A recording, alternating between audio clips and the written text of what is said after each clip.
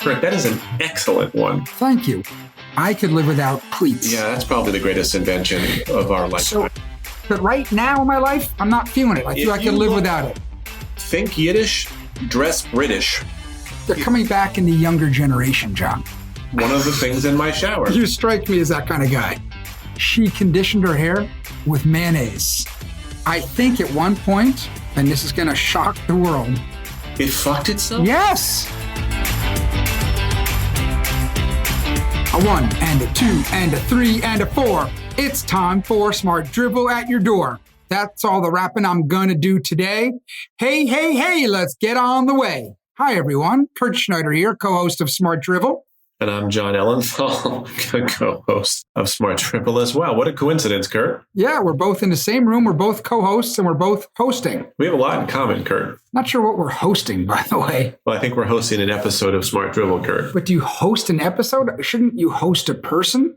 I don't know why you can't host. Can't you host a program? But host implies that other people are coming in. They are coming in. They're just not coming in physically. They're coming in virtually. They're lending their ears, just like Julius Caesar asked for. In the Catholic Church. Julius Caesar? Yes. Franz Roman's country? Mark Antony when he was delivering the eulogy. Well, at least Julius Caesar was involved. I come to praise Caesar, not bury him, or I come to bury him, not praise him. Anyway, in the Catholic Church, the priest, when he does the sermon, hands out the host, which is the little part of the little cracker you eat. Isn't that supposed to represent Jesus' body? I know. Some people say the ghost, but it's the host. So today, John, let me tell you what we're talking about. Let me tell you what we're talking about, Kurt. All right, sure. We are going to talk about things that we can live without. What does that mean? These are things that we have in our lives that if they were to be removed from our lives would be equal or better by their removal. We can live without them. So it's not a pet peeves, because we're not talking about things that drive us crazy. We're just talking about things that might be fine for other people, just not fine for us. We're talking about things, items. It doesn't have to be physical, but if you stick to the physical world, we'll know that we're in the right spot. Would you like to go first, Kurt? Sure. And this happened to me yesterday. I was in my car driving, and I looked down, and I saw cruise control somehow was activated. I can live without cruise control. I cannot tell you the last time I engaged activated cruise control. Well, you just told us you activated it yesterday. No. So the question is the last time that you intentionally activated it. Exactly. The button was pushed, but I didn't actually, is the button pushed that it was ready to go. It was like the first button. It was inadvertently activated. Yes. So you don't know the last time you did it on purpose. Correct. Well, that's interesting because, we're moving into a future that is likely characterized by at least partial or possibly even full autopilot mode. So that is the ultimate cruise control. So are you going to be able to make that jump if you're already ready to throw out this kind of automation? Well, and I still like manual transmission because you feel like you're throwback. Well, you feel like you're driving. I agree with you. It's a much more active experience. Driving's got very passive, and certainly cruise control makes it more passive. But autopilot, pretty damn passive. Yeah. Well, I too have had cars for many, many years with cruise control, and I never engage it intentionally either. I did for fun once because they have the system where it even drives for you in traffic and it maintains your distance from the car in front of you. And so it brakes for you. Really? And it's very, very weird. Yeah. So it's not comfortable. No. And so other people love it, right? So there you go. And it's a physical thing. Do you know, well, it's a physical-ish thing. Do you know someone who actually relies on, values cruise control? I don't think I could name anybody that I know. I think it's generational. What generation is into cruise control? The one above us, the baby boomers. All right, I'm going to ask baby boomers in our lives. Kurt and I are not baby boomers. Right. No, we're not. We are perilously close, however. So we were born in 65, but I think the baby boomers ended in 64. Correct. So it's nice not to be a baby boomer. But the boomers use it. You know why? They're always looking for the end around. They're always looking a way to get around somewhere. They've always been it their whole life. Boomers, it's just what they do. I would be surprised if boomers were heavy users of cruise control since they're less likely to embrace technologies. Oh, that's not true. They were very early adapters and adopters. Okay. Oh, they adapted to it and they adopted it. All right. So we can live without cruise control. Yes. Let's see if we can make a list, Kurt, of 10 things. Okay, we got one. Here's my first entry. And this has somehow become rampant It is everywhere, and it's a relatively recent phenomenon. But I would prefer, not just could live without, I would prefer to live without aioli, which is now put on everything, and I think it's disgusting. Okay, we're not getting into pet peeves. It's not. It's a physical thing. It's basically mayonnaise by a different name. The presentation was pet peevish. That's fine, but is it or is it not a physical thing? Yeah, you could live without aioli. I got it. Okay. I stuck to the physical realm. I happen to like aioli. But then, you know what? You're doing it wrong. I could totally live without aioli and every other renamed mayonnaise product. Okay. All right. Fine. So that's two. I could live without the middle grade of gas. Oh, that's a very good one.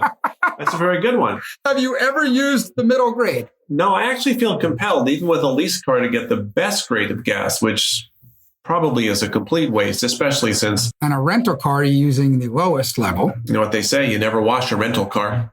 But I do put you've never heard that expression? No. Well, it speaks to the fact that when someone doesn't have ownership in something, they're not going to care for it all that well. I get that. Okay, because it's self-evident. Yeah, very. That's probably why you got it. Not that you couldn't get something that was layered and nuanced. I wasn't an English literature major, you know. Yes, I do know that. That's a very good one, Kurt. Why do we have so many grades of gas? I assume people use them or else they wouldn't keep wheeling it out there. I think it's the same dynamic that people put like they used to say the second cheapest bottle of wine is the worst one, which isn't true, by the way. But I think there's a social dynamic. People feel if there's a middle one, then maybe they'll go higher because it's like, ooh, then this one's even better. This one goes to 11. There's the old selling convention of good, better, best. Exactly. And, you don't want the entry level model and, you don't want to pay extra premium for the top model. So it's a good compromise grade of gasoline. But I could live without it because I don't use it. I too could live without it. And I need to learn to live with the lowest grade because my car would be totally fine with it. But I've bought into this whole clean engine, whatever, better performance crap. And I doubt it's a real thing. Kurt, that is an excellent one. Thank you. We're going to get 15 That's before we're done. Yeah. Well, we promised 10. Let's see if we can meet our promise. Right. And then we'll go. Kudos for that one. Even though it was third on our list, and these are in no particular order, I think that was the best one so far. Thank you. Very creative.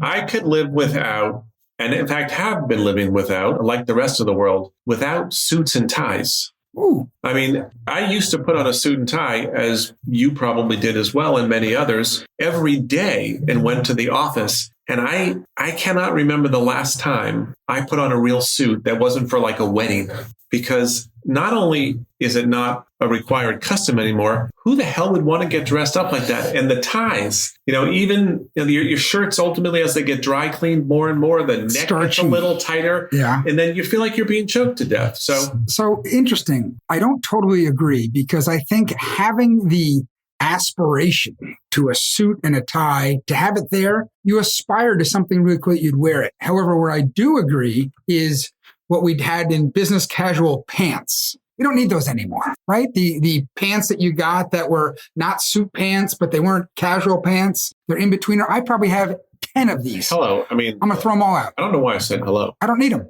Well, I could live without them. We barely need pants anymore. So as long as you're dressed good enough from the waist up. And the truth is, athleisure is popular for a really good reason. It's really comfortable. And I could wear that stuff every day and be perfectly fine. And of course, now athleisure materials are being used to, for work clothing. Stretchy pants. Yeah, that's probably the greatest invention of our life. So a tweak, but an add-on. I could live without pleats. In fact, you probably do because it's rare to see pleats. I bet you could also live without cuffs at the bottom of your pants. I can, yes. There was a time that I would not wear and no one would wear a cuffless pant. No, it looked ridiculous. It does go in cycles, though, so I'm sure cuffs will be back. Do you think? I think they're coming back in the younger generation, John. Our kids are wearing cuffs. Okay. Do you think the 3-button suit, which was at one point my favorite suit cut, will come back as well? Yeah, I don't think the 3-button has ever totally left. The 4-button left. Okay. And what about the double-breasted? I had one. In fact, I probably still have one upstairs just in case. I mean, that was probably the go-to, 25 years ago. There's the old expression, think Yiddish, dress British. Yes. Double-breasted suit is sort of dressing British. And not the other way around. You know what? It's not a good look. It's really not a good look, the double-breasted suit. Unless, of course, and this is important, you are a prosecutor or defender in court. And when you stand up to address the witness, you must button everything up. So that's probably a really good time. It takes a while. There's a lot of buttons to play with there.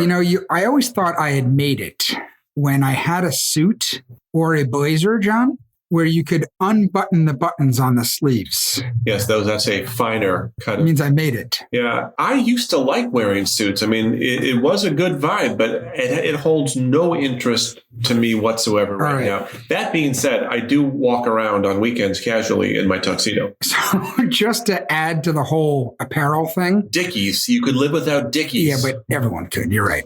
I could live without, and there was a time, 2 times in my life where I couldn't. But now I could live without corduroy.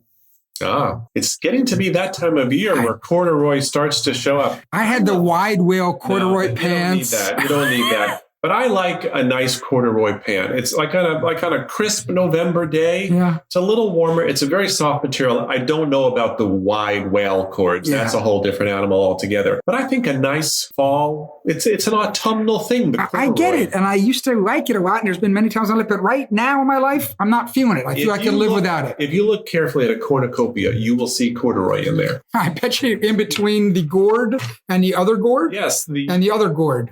You cannot have autumn without the corduroy. And autumn is very important. Or without G. Gordon Liddy. I don't get it. He's a gourd.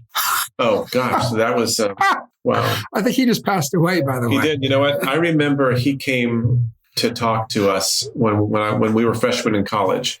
And I had been fascinated by Watergate, as probably many people had been. And he spoke to a large gathering of us at school, and then they opened it up to questions. And I went up to one of the microphones in one of the aisles, and it was my turn to ask him a question. And I don't think I would have this reaction today, but at the age of 18, I think I was physically shaking to ask the question. And I think I asked him, would you like to know what I asked him? Yeah. Or could you live without it, Kurt? I could live without it. Yeah, well, you know what? Maybe I'll hold it then. But did you ask him, did it really hurt when you held your hand over the flame? It probably hurt. It probably burned. So he could live without that. I asked him if he felt that Woodward and Bernstein got too much credit for breaking open the Watergate story. And you know what he said? You were just trying to get on his good side. I don't know. Do you know what he said? What? I have no earthly recollection personally of what G. Gordon Liddy said. Oh. No idea. I thought he was going to say, I have no recollection of anything called Watergate. I think he did say he did feel like they got too much credit, if I had to bet it. All right. Give me another thing you can live without, because we're rolling here. We got a lot. How many have we had? I don't know. Okay, we're supposed to do 10. Have we had? No. What do I? We're going to have to count, Kurt. We're at 4. All right, so we're going to change this episode to approximately 10 things we can live without. Kurt, I could live without the bar of soap. Now that I have liquid soap, now that the world has liquid soap, I see no reason to have a rectangular bar of soap, which inevitably slips out of your hand or gets someone's hair stuck and embedded on it. No matter how you scratch it out, there's still a hair on it. So liquid soap, liquid body soap, and maybe one of those little fancy sponge things that lather up. I don't need a bar of soap anymore. I have liquid soap at all my sinks and in my shower. I get it for your hands.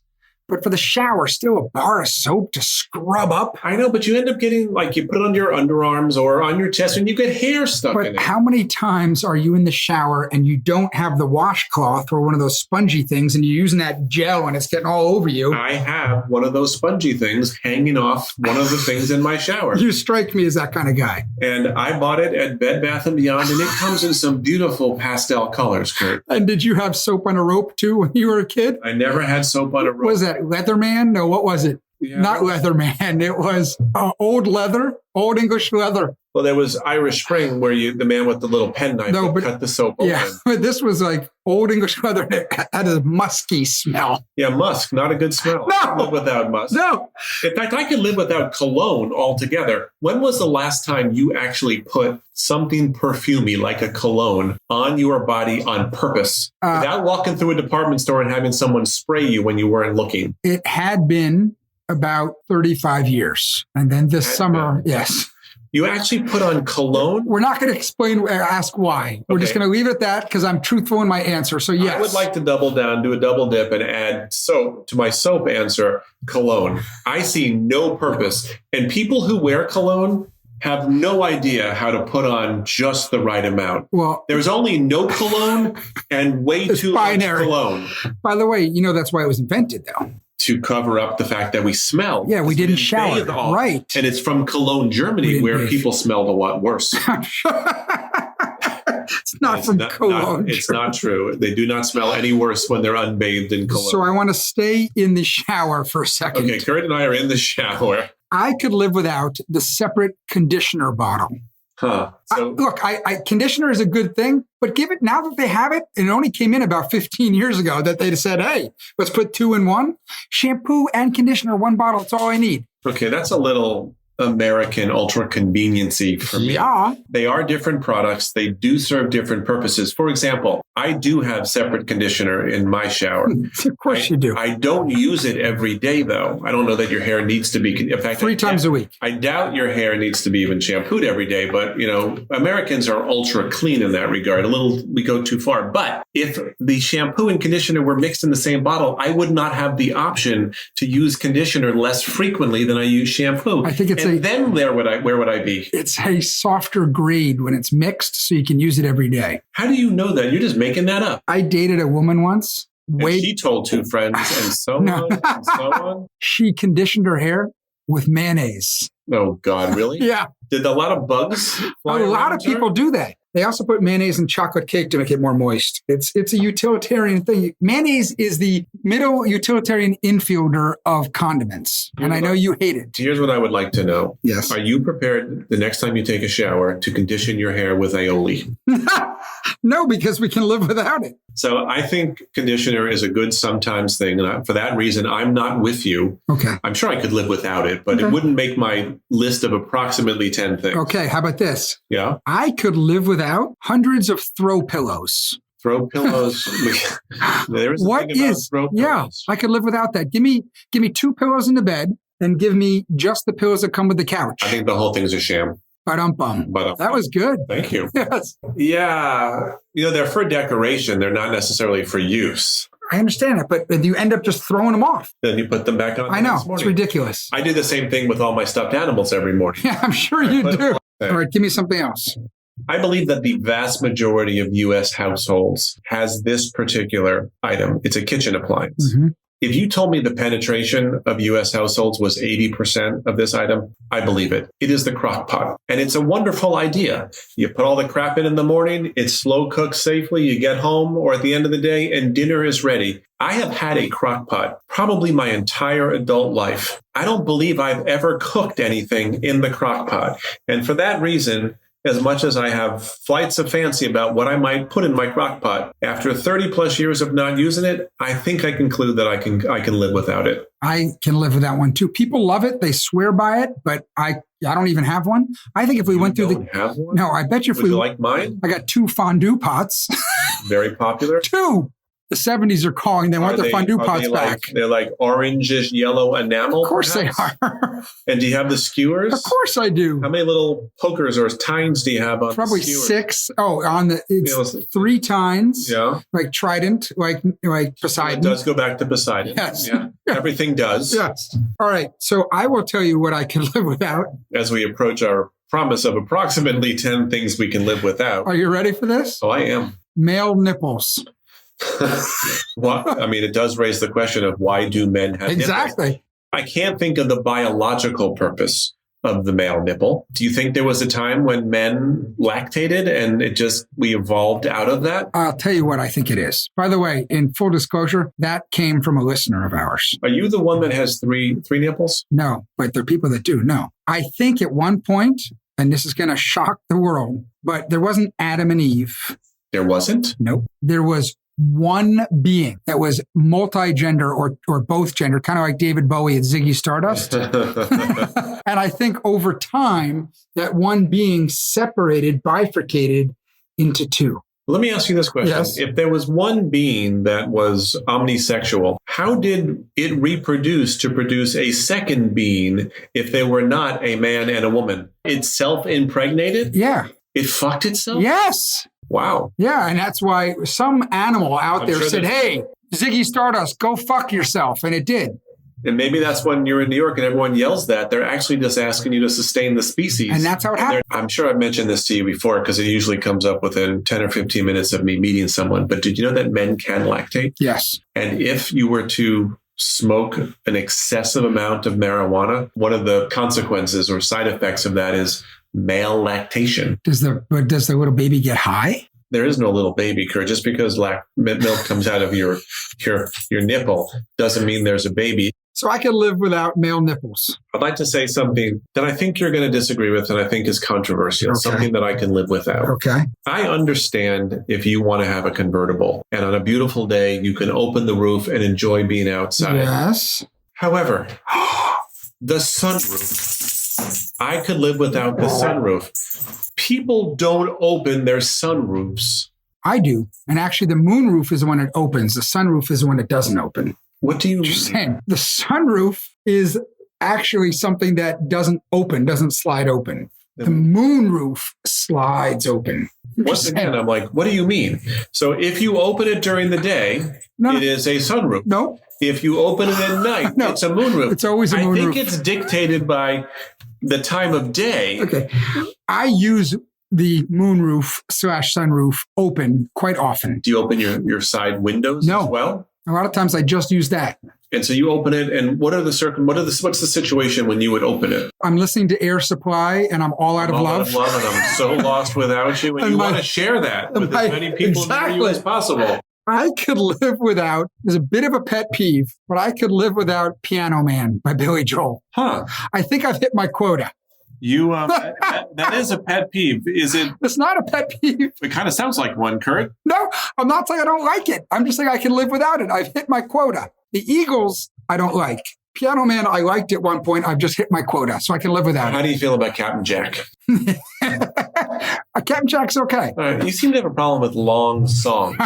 You just make a crack about Freebird recently in one of our episodes. I love Freebird, but it's too long. Okay, so is it long songs that you have a problem with, and is that a reflection of your attention span? I'm sure. Huh? I'm sure. What? Did you say something? I don't think I did. All right, so give me one more because I think we're running out of time anyway. All right, I will give you something that not only could I live without, but I have lived without, and you have lived without, and most males have lived without, and that is directions. When we open a box, we never look at the directions. Nope. It is baked into our genetic code. So I can continue to live without directions. Do you look at directions? No. Or instructions or anything? No. Nope. Yeah. I think the one time I can remember looking at directions, and it was only moderately useful, which negatively reinforced looking at directions. Was it IKEA? Yeah. One of my kids moved into a new apartment a couple of years ago, and we had to put together some IKEA stuff. Doesn't help at all. Right. Although once you get the hang of it, you sort of figure out their whole system, which is not easy to do. It picks up. But I could live without directions. I could live without baby on board signs. Oh, gosh. I'm not going to run it. I won't run into you, but I'll run into someone else because they don't have the sign on. Oh, you don't have a baby? I can run into you? I see your point. I mean, I'm not being peevish, but it's just a reminder that, maybe you should take it easy. It's no different than the signs like drive like you have kids on this street or something like that. Come on. And maybe we could use an occasional reminder. Okay. All right. Well, listen, Kurt, I don't know how many we got, but I think we certainly got 10-ish or more. And we would love to know what our listeners would live without. So please go to Smart Drivel on Twitter or Instagram and post what you can live without. Is there anything else you'd like to add, Kurt, before we say goodbye? I could live without cats. I'm just saying this, but it's okay. Yeah. Other people love them. I could live without cats. Yeah, I can see that. Look, I had cats at one point. Oy. I had 2 of them, and it's the kind of thing you love your own cats, but you could see why, Right? Okay, you're with me. Now, I think there probably are 60 plus million cat households in this country, so clearly people see big upside in the cat. And I just want to end on this then. Yeah. I could, because it wouldn't be in a Smart Drivel episode if I didn't say this. I could live without vodka. I know you could live without vodka. You know what I was thinking about when we had cats? It was not my idea to get cats. It was my wife's, even though I did come to love my cats. And she would always scoop the kitty litter because that's really disgusting. However, when a woman is pregnant, it is not right for them to skip the kitty litter. So I had to do it. And that's probably why we only have 2 kids. Yeah. Because to go back and do that a third time, It is no fun to scoop the kitty litter. All right. Dribblers, thank you for listening. We're going to be back next week with a brand new episode of Smart Drivel. Until then, we hope your week is filled with smart drivel, and we'll see you next week. Yeah. Bye, everybody. Ciao, everyone.